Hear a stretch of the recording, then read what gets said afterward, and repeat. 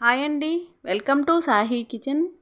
ఈరోజు మనం ఎంతో టేస్టీగా ఉండే గ్రీన్ చికెన్ తయారు చేసుకుందాం.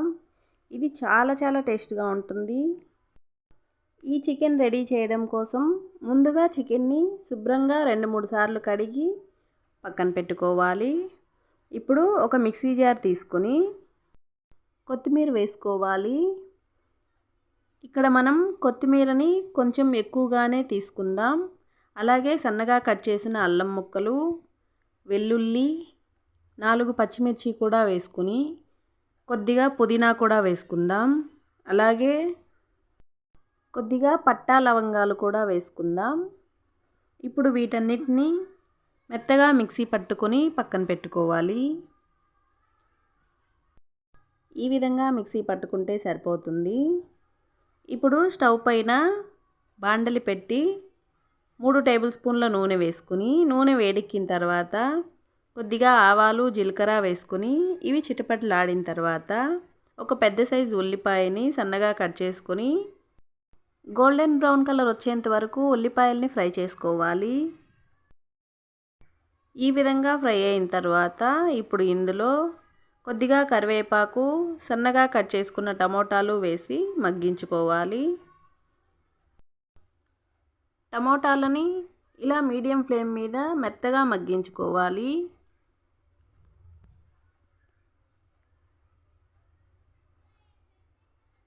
టమోటాలు మనకి ఈ విధంగా మగ్గిన తర్వాత మనం ముందుగా మిక్సీ పట్టుకున్న కొత్తిమీర పేస్ట్ని వేసి ఫ్రై చేసుకుందాం.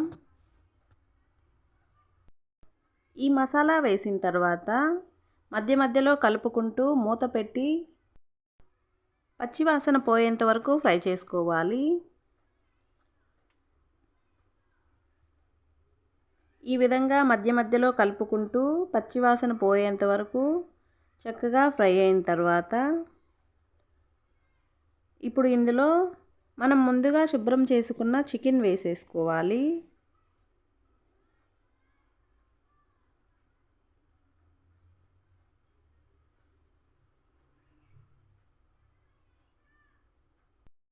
చికెన్ వేసిన తర్వాత 1 నిమిషం పాటు హై ఫ్లేమ్ మీద ఉడికించుకోవాలి.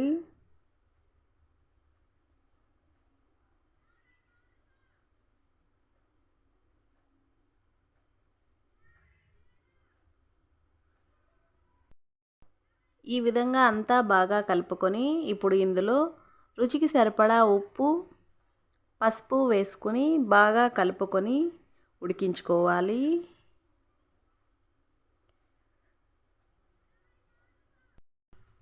ఈ చికెన్ చాలా టేస్ట్గా ఉంటుంది. తప్పకుండా ఒక్కసారైనా ట్రై చేసి చూడండి. ఎలా వచ్చిందో కామెంట్లో చెప్పండి. ఇలా బాగా కలుపుకొని ఇప్పుడు మూత పెట్టి ఉడికించుకోవాలి. ఈ విధంగా ఉడికిన తర్వాత ఇప్పుడు ఇందులో స్పైసెస్ యాడ్ చేసుకుందాం. కొద్దిగా ధనియాల పొడి, కొద్దిగా గరం మసాలా, 1 టేబుల్ స్పూన్ కారం వేసుకుంటే సరిపోతుంది. మనం ఆల్రెడీ గ్రీన్ చిల్లీ వేసున్నాం కాబట్టి 1 టేబుల్ స్పూన్ కారం అయితే సరిపోతుంది. ఈ మసాలాలన్నీ బాగా కలుపుకొని కొద్దిగా నీళ్లు వేసుకొని మూత పెట్టి మీడియం ఫ్లేమ్ మీద దగ్గర పడేంత వరకు ఉడికించుకోవాలి.